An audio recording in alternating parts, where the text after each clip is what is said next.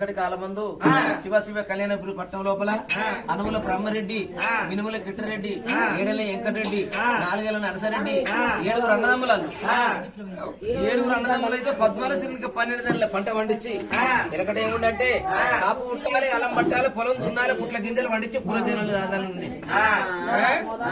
అప్పుడు కాపు కట్టబోయి, కాపు సున్నబోయి, కాపు దాపన్నారట. కాపు లేని ఊర కల్లాల బోవుడు అన్నారట. అప్పుడు అట్లా మంటల మారడు పోసి ఇంట్లో పుట్టెడు పోసిర్రు. కానీ ఇప్పుడు ఎన్నో రకాల వండుతున్నాయి. కానీ నియ్యతంతో బరకతంత, పుణ్యంతో పురుషుడు, దానంతో పిల్లలు.